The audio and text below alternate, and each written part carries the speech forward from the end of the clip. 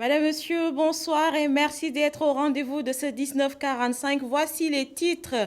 Guédiawaye, le quartier Cheikh Wade sous les eaux, une situation qui handicape la population de la localité qui déplore ce qu'elle appelle l'inaction des autorités face à son calvaire.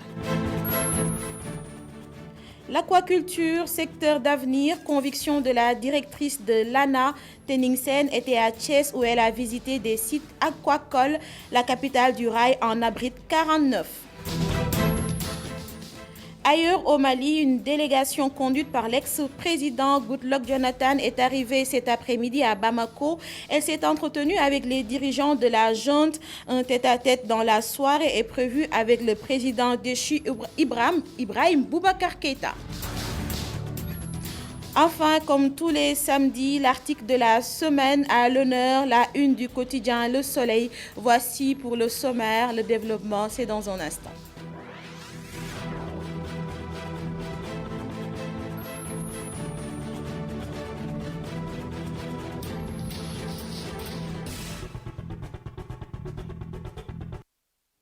Bienvenue à tous. Tout d'abord, ce communiqué du ministère de l'Éducation nationale. Depuis ce matin, des images d'une école et de classes inondées circulent sur la toile. Ces images ont été prises à l'école Pikine 20B EF de Guédiawaye. Le chef de centre concerné a indiqué que la pluie tombée dans la matinée du 21 août est à l'origine de cette situation et qu'il ne restait que la dernière épreuve administrée. L'inspecteur d'académie Ganassen a relevé que c'est le système de drainage des eaux du quartier de Sam-Notaire où elle se situe qui n'a pas fonctionné correctement. En effet, quelques minutes après le démarrage de la dernière épreuve, les eaux de pluie venant du quartier ont subitement envahi la cour de l'école et les salles de classe.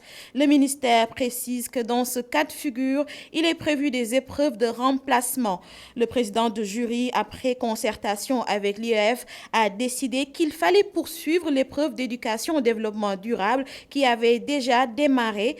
Le chef de centre a aussi jugé opportun dans ces conditions de ne pas délocaliser le centre d'examen, encore moins de libérer les élèves qui, dans tous les cas, allaient traverser les eaux, d'autant plus qu'il s'agissait de la dernière épreuve et que de 8h à 10h15, les élèves ont pu composer sans problème. Et vers 11h15, malgré cette difficulté qui relève de facteurs exogènes, le chef de centre de l'école Pikine 20B et les membres du jury ont pu déposer toutes les copies des élèves à l'IEF de Guédiawaye en l'instar des autres jurys. Pour rappel, le ministère informe que sur un total de 1781 centres d'examen répartis sur l'étendue du territoire national, un seul a connu cette situation de salle de classe inondée, soit moins de 0,05% du dispositif global. Mohamed Moustapha Diagne, directeur de la formation et de la communication, porte-parole. Les habitants du quartier Cheikh Wade de Guédiawaye n'arrivent plus à vaquer à leurs occupations à cause des eaux stagnantes. Ces populations dénoncent l'inertie des autorités face à leur calvaire, une question de santé publique. Mamadou Lamine Fati. Après la pluie, le beau temps. Maxime qui ne s'applique pas aux populations de Cheikh Wade, qui après chaque pluie voient leur quartier sous les eaux. Jusqu'à présent, là où nous habitons, commençant par le chef de quartier, tout est inondé. On n'a même pas vu aucune autorité locale venir nous soutenir dans ces moments difficiles ou bien nous donner des solutions. On voudrait vraiment qu'ils prennent leurs responsabilités et nous enlèvent cette eau avant qu'il y ait des maladies. Parce qu'on est en période de pandémie. Donc les autorités doivent prendre leurs responsabilités. Quand il pleut, personne au niveau de la population ne peut sortir. Si vous voyez, même cette déclaration, on a demandé aux gens de ne pas sortir de leur maison parce qu'il n'y a même pas d'accès. Donc ça, c'est une première déclaration. Cela ne nous empêche pas de continuer chaque fois jusqu'à ce que cette situation soit réglée. Des flaques d'eau qui peuvent rester des jours sans qu'aucune action ne soit entreprise par les autorités locales. Ce que dénoncent les habitants. Tous les jours, les jeunes et la population viennent vers moi et dénoncent ce qui se passe ici. Cette eau stagnante qui dure parfois 5 jours, 10 jours ou 15 jours, l'odeur devient nauséabonde. Parfois, on voyait des personnes qui venaient pour enlever cette eau. Mais depuis quelques années, nous ne voyons rien de tout cela. Et cette responsabilité incombe aux autorités locales. Et nous leur demandons de venir régler ce problème. Craignant pour leur santé et celle de leurs enfants, les habitants du quartier El Hadji Modou Gueye de Cheikh Wade n'excluent pas de passer à une vitesse supérieure si rien n'est fait pour enlever ces eaux stagnantes de leur localité. L'aquaculture, un secteur d'avenir, c'est la conviction de la directrice de l'Agence nationale de l'aquaculture. Tening Sène a procédé à l'empoisonnement de fermes agricoles à Ndiayène Sirar. Par exemple, la récolte de poissons a démarré dans un bassin. La région de Thiès compte 49 bassins de sites de bassins aquacoles. La DG de l'ANA a visité un certain nombre. Isidore Alexandre Sène. Dans l'un des bassins aquacoles de Khombol, 10 000 sujets de 2 espèces viennent d'être introduits. Nous sommes venus procéder à l'empoisonnement des temps de pisciculture pour le promoteur M. Modou Thiaw. Donc aujourd'hui, nous avons démarré l'empoisonnement d'un bassin de tilapia avec 10 050 sujets. Et on va continuer le reste de l'empoisonnement. Lui-même a déjà acquis plus de 10 000 alevins de clarias parce qu'il fait 2 espèces, le poisson-chat et le tilapia. La pisciculture, un domaine peu exploité au Sénégal, mais qui a de beaux jours devant elle, selon la directrice de l'Agence nationale de l'aquaculture. L'objectif visé par le président de la République dans le plan Sénégal émergent, c'est de pouvoir aujourd'hui créer 35 milliards de PIB à travers l'aquaculture sur une durée de 10 ans. Autre site, ceux de Ndiayène Sirar, l'un a déjà commencé à montrer ses fruits. Le yes, c'est le Guédi yes, qu'on sait aujourd'hui qui a une forte valeur commerciale une fois séché, vendu jusqu'à 8 000 francs le kilo au marché. Tening Sène invite le secteur privé à investir dans la pisciculture. On sait que la pêche a ses limites, la population augmente, il faut une alternative et aujourd'hui je pense que la meilleure alternative aujourd'hui pour garder notre souveraineté alimentaire en termes de protéines de poisson, c'est de développer l'aquaculture. Au Sénégal, les bassins aquacoles sortent de terre un peu partout. Rien que dans la région de Thiès, il y en a 49 d'après la directrice de l'Agence nationale de l'aquaculture. Enlèvement imminent des 3050 tonnes de nitrate d'ammonium stockées au port.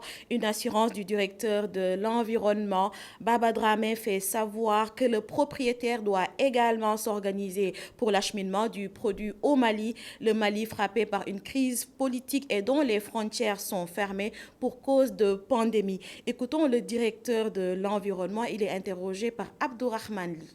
C'est l'information que nous avons reçue hier des autorités, comme quoi que finalement le produit a commencé à être acheminé vers sa destination finale, notamment le Mali. Ce n'est pas au ministère de l'Environnement de s'organiser pour acheminer ça. Hein. Ça, c'est de la responsabilité de l'entrepreneur, n'est-ce pas? Parce que le ministère de l'Environnement ne s'occupe pas du transfert transfrontalier de ces produits. Donc les autorités portuaires ont pris les responsabilités pour demander à l'entrepreneur X-Loc qui a importé ces produits et l'a stocké temporairement au niveau du Mont 3, notamment au niveau des entrepôts maliens au Sénégal, EMAS, de l'évacuer. Entre-temps, il y a une demande qui a été introduite pour que le ministère de l'Environnement donne une autorisation pour stocker ce produit momentanément quelque part ici, ce que nous n'avons pas pu faire. Donc, aux dernières nouvelles hier, il nous a été informé que toutes les décisions sont en train d'être prises pour que le produit soit justement évacué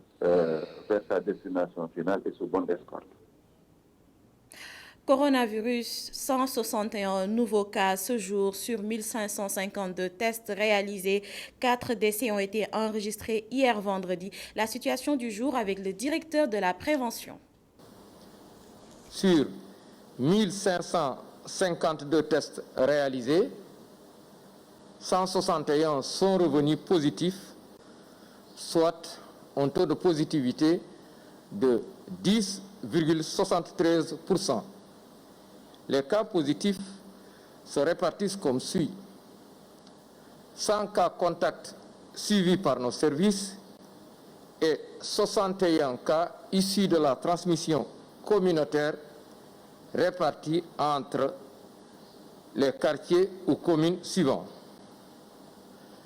La commune de Ziguinchor en a 13, la commune de Saint-Louis 6, commune de Bignona 3, Dakar Plateau 3, Kaolack 3, Les Maristes 3, Ouakam 3, Sicap Baobab 2, Guédiawaye 2, Kolda 2, Liberté 6 2, Sicap Amitié 1, Bambey 1, Bunkiling 1, Gibraltar 1, Gossas 1, Guinguinéo 1, Joal 1, Kédougou 1, Keur Ndiaye Lo 1, Mamel 1, Mbao 1, Médina 1, Nioro 1, Parcelles Assainies 1, Rufisque 1, Sicap Sacré-Cœur 1, Sicap Foire 1, Touba 1 et Vélingara 1. 168 patients hospitalisés ont été contrôlés négatifs et déclarés guéris. 38 cas graves sont pris en charge dans nos services de réanimation. 4 décès ont été enregistrés ce vendredi 21 août 2020. L'état de santé des autres patients est jugé stable. Elles se lèvent tôt pour aller travailler sur un site de recyclage. Ces femmes viennent en majorité de Guédiawaye et des Parcelles Assainies. Leur dénominateur commun, travailler, gagner de l'argent pour subvenir aux besoins de leur famille. Dur comme du béton, c'est un dossier de Mactar Nguer, Amago Robertien et Seydina Mey. Coup de pic, tamisage, remplissage, vente. Voilà les 4 étapes de leur travail. Nous avons commencé ce métier à Guédiawaye. À l'époque, les Chinois y avaient installé un dépôt de béton comme celui que vous voyez ici. Ça nous a rapporté beaucoup d'argent. Avec la fermeture de ce dépôt, nous sommes venus nous installer ici. C'est eux qui nous offrent les restes de béton mélangés avec du ciment et c'est à nous de les démêler.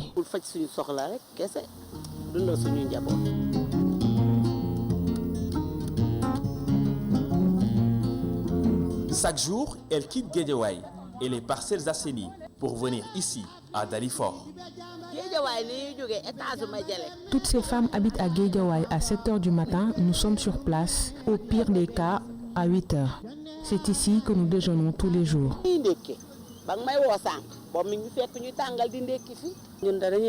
On se réveille tôt le matin pour venir ici. Nos maris n'arrivent pas à satisfaire nos besoins financiers. C'est à cause de cela que nous avons décidé de retrousser nos manches pour que nos enfants puissent manger. Nous ne voulons pas faire la manche, donc la seule solution, c'est de travailler ici.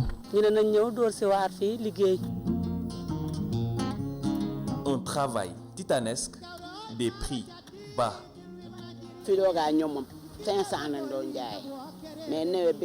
Au début, on vendait le sac de béton à 500 francs CFA. Avec l'hivernage, le béton s'est raréfié. On a décidé maintenant de vendre le sac à 600, voire 800 francs CFA maximum.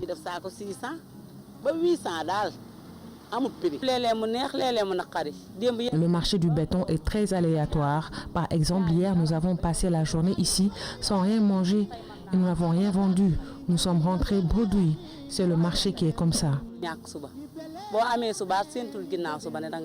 Ce client a fini de charger ses sacs.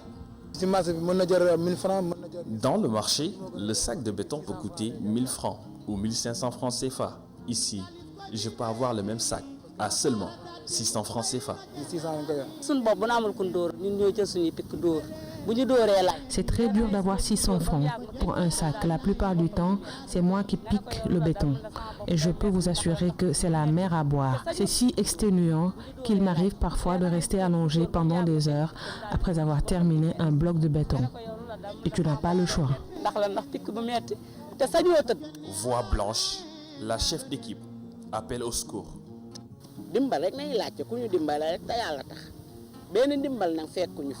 Nous demandons tout simplement de l'aide. Parfois, des bonnes volontés nous font des donations. Hier, par exemple, un passant nous a offert 10 000 francs CFA. Et heureusement, parce que nous sommes restés toute la journée sans voir de clients. Il nous arrive d'être très désemparés.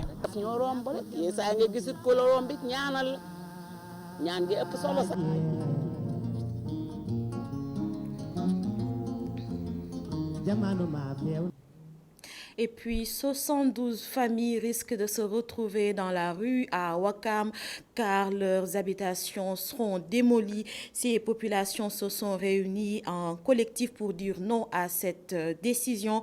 Le collectif était en conférence de presse. Bintaba. Plus de 72 domiciles seront démolis à Ouakam, terminus sud. Mais le collectif des Ouakamois dit non. Toute personne qui reste chez lui ou bien chez elle est complice de ce qui se passe. Soit on est d'accord, soit si on ne vient pas manifester notre mécontentement, c'est parce qu'on est dedans. Et on va se dresser devant toute personne qui sera devant nous. Parce que nous, on ne va pas négocier. C'est fini. Ndengler et autres, ici, Ouakam, les terres là, ça va revenir à ces gens-là. C'est ce qu'on demande. On demande ces morcellements-là. Ils profitent à qui? Comment on peut démettre des gens de leur maison pour amener d'autres personnes? Comment on peut appeler ça? Des anciens militaires qui ont servi l'État pendant des années, on leur demande que on vient leur dire que le site que vous habitez là a été morcelé. Pour qui et au profit de qui? Ces jeunes interpellent directement leur maire pour qu'il apporte la lumière sur ce dossier. Mais on ne veut pas aujourd'hui que sur ce site, demain qu'on se réveille, qu'on nous appelle cité Macky Faye ou cité Cheikh Amar. Cité Macky Faye ou cité Cheikh Amar, ça ne va plus se dresser à Ouakam. Veillerons sur ce titre-là. Aussi bien la 5007, aussi bien le 1143 et le camp Archinard. On sait aussi que les autorités sont en train de morceler ce site-là. Nous les interpellons. Et par la même occasion, nous interpellons le maire, Samba Bachili Diallo. Parce qu'on le demande, comment, en tant que maire, il peut accepter que des morcellements soient faits sur ce titre-là, qu'il vienne répondre à nos interrogations.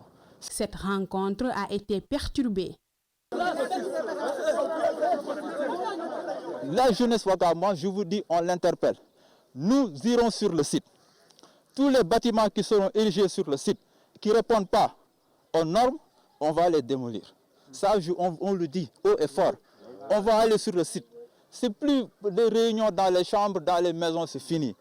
Ce collectif des jeunes Ouakamois se dit plus que jamais déterminé à protéger le site.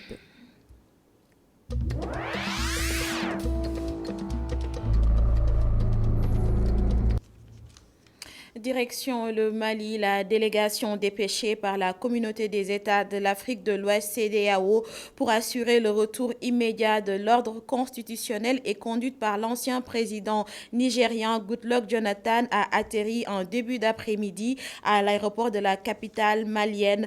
Elle a été reçue à sa descente d'avion par le colonel Diao, numéro 2 du comité national pour le salut du peuple, et par le porte-parole de la junte Ismaël Ouagé. Goodluck Jonathan s'est dit confiant que les discussions permettraient d'aboutir à quelque chose de bon pour le pays, bon pour la CEDEAO et bon pour la communauté internationale. Présidentielle en Côte d'Ivoire, le président ivoirien Alassane Ouattara a été officiellement investi ce samedi 22 août à Abidjan comme candidat de son parti à la présidentielle d'octobre pour briguer un troisième mandat jugé inconstitutionnel.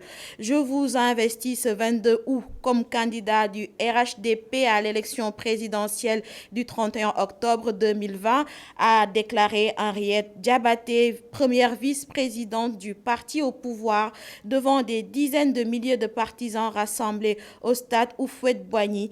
Nous allons gagner, a assuré le président Ouattara lors de son discours promettant un coup KO avec une victoire dès le premier tour comme en 2015. Incendie en Californie, plus de 500 feux de forêt, une situation hors de contrôle. Les incendies déclenchés par des dizaines de milliers d'éclairs et alimentés par une chaleur qui bat des records et une faible humidité ont déjà ôter la vie à moins de 5 personnes selon les autorités locales. L'un des plus grands brasiers a fait partir à lui seul près de 90 000 hectares en fumée. Ce feu menaça notamment les vignes des comtés de Napa et Sanoma, déjà exposés à de pareils incendies au cours des dernières années. Et les risques d'infection au coronavirus poussent certains des 119 000 personnes évacuées à trouver refuge dans les parkings et au bord de plage plutôt que dans les centres d'hébergement proposés par les autorités locales.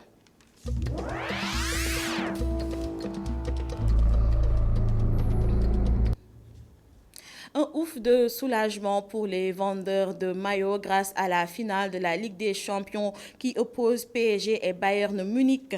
La vente de maillots avait subi un coup dur avec la pandémie et l'arrêt des compétitions. Plus de détails dans ce reportage de Mohamedou Fodé Gassama. Les boutiques qui vendent des maillots et équipements sportifs étaient dans des difficultés par rapport à leur commerce. Ce, depuis que le coronavirus est au Sénégal. Le manque de compétition, notamment les navétanes, n'ont pas arrangé les choses. Ce qui pénalise liggéey bi tam moy nawetaan yi nga xamné du am té ñun gan nawetaan bi bo xolé ñun suñu événement la. L'absence des navétanes cette année nous a pénalisés. Il y a aussi le championnat du Sénégal qui est interrompu, le manque de rassemblement au sein des entreprises. Tout ça fait que notre commerce est au ralenti. Écoulement maillot yi wala écoulement yi blouson article sport yi dafay taxaw. Mais la finale de la Ligue des Champions qui oppose le Paris Saint-Germain au Bayern Munich, prévue dimanche, a suscité un grand engouement chez les supporters de football. Ici, les gens entrent, commandent des maillots, les floquent. Chifo, propriétaire de la boutique, se frotte les mains. Avec la reprise de la Ligue des Champions et la finale de dimanche, vraiment nous rendons grâce à Dieu. Les gens viennent acheter les maillots, surtout ceux du Paris Saint-Germain. Vraiment, il y a beaucoup de supporters du Paris Saint-Germain au Sénégal qui viennent acheter des maillots, des masques et j'en passe. Une finale qui provoque déjà des étincelles. Les supporters du club de la capitale française semblent être plus actifs sur l'achat des maillots. Il y a un changement car la présence du PSG en finale est un événement et c'est un club qui nous fait gagner beaucoup d'argent.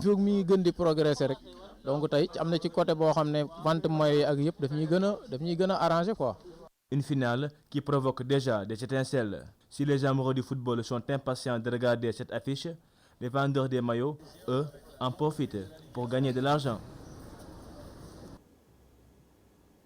L'article de la semaine, direction l'Astre de Anne, dans une de leurs parutions, nos confrères du quotidien national Le Soleil se sont intéressés aux jeunes diplômés sans emploi. Pour le journaliste et auteur de l'article Souledia, ce sont les parchemins de la désillusion. Les détails avec El Hadj Malick Cissé.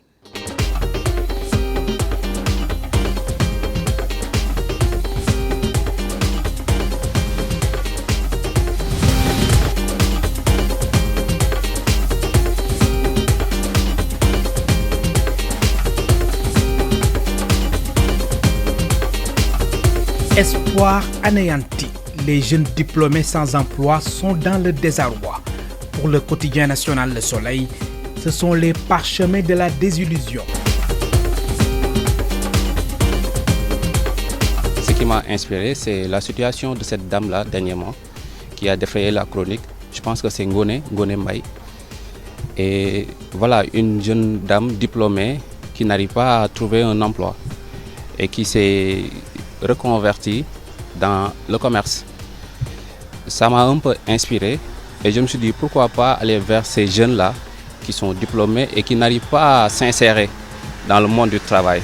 Parchemin de la désillusion parce que tout simplement, quand vous consacrez toute une vie aux études, il est tout à fait normal d'attendre un résultat final, c'est-à-dire de réussir, de pouvoir gagner sa vie avec dignité, de pouvoir aider ses parents notamment. Et si cela n'est pas la conséquence de ces études-là, on peut dire que c'est une désillusion. La qualification professionnelle, une priorité. comme pour dire que la formation reçue doit répondre aux exigences du marché de l'emploi. Et il faut s'adapter aux réalités de l'heure. Le chef de la division accueil et orientation au ministère de l'Emploi l'a confirmé dans ce dossier réalisé par l'Astre de Anne. Ce qui en ressort, c'est surtout la problématique de l'orientation. La problématique de l'orientation, encore une fois de plus, c'est fondamental pour l'insertion d'un jeune diplômé. Et aujourd'hui, il faut dire qu'eux, ils sont en train de faire un travail, mais quand même, il y a toujours des manques. Il faut que aussi l'entourage des élèves, que ce soit les parents, que ce soit les oncles, s'y immiscent. Voilà. Qu'ils aident leurs proches, leurs élèves à comprendre quels sont les enjeux devant eux, à comprendre comment faire pour obtenir un travail. Et surtout, avoir la volonté, avoir un projet fiable à long terme. Voilà. On ne peut pas être à l'université, par exemple, aller assister aux cours, revenir dans sa chambre et ne pas s'informer, ne pas maîtriser ce qui se passe dans le monde du travail. Ça, c'est une erreur de notre part. Il faut chercher la bonne information. Il faut chercher et il faut aussi essayer, il faut tenter. Voilà. C'est comme ça qu'on réussit dans une vie, à mon avis. Cheikh Thiam n'a pas pu retenir ses larmes lors de l'interview qu'il a accordée à mon confrère. Aîné de sa famille, Cheikh est toujours à la recherche d'emploi après l'obtention de son bac en 2011. Il y a un jeune homme du nom de Cheikh Thiam. Je me rappelle, il avait pleuré. Il avait pleuré quand il me disait que je ne peux plus supporter d'être aidé par ma mère. C'est trop difficile pour moi. Ça m'a fait mal au cœur. Et tu sens que cette personne, elle est sincère dans ce qu'il dit. Et c'est une réalité au-delà de Cheikh Thiam, tout simplement. Dans la recherche de l'emploi, il y a une question qui est fondamentale. C'est l'orientation. Je vais vous donner mon exemple, par exemple. Après mon bac, j'avais choisi de faire anglais. Mais je l'ai fait sur un coup de tête. Je me suis dit, moi j'aime les Américains, j'aime la culture américaine. Alors, tout bonnement, je vais choisir de faire anglais. Sans pour autant considérer les conséquences à l'avenir. Et je me dis qu'il y a beaucoup de jeunes aujourd'hui qui sont dans cette situation. Vous voyez un peu. Alors, quelle est la solution? C'est la bonne formation.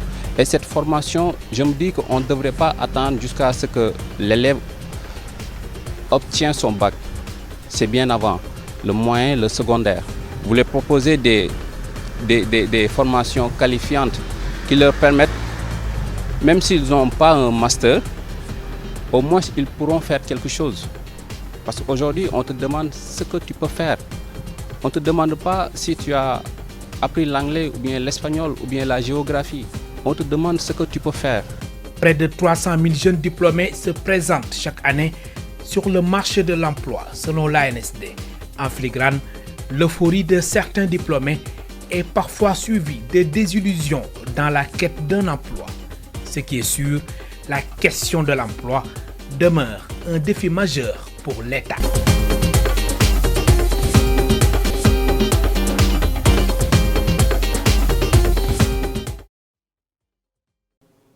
Et c'est la fin de ce journal. Merci à vous de l'avoir suivi. Je vous retrouve demain à 19h45. Très bonne soirée.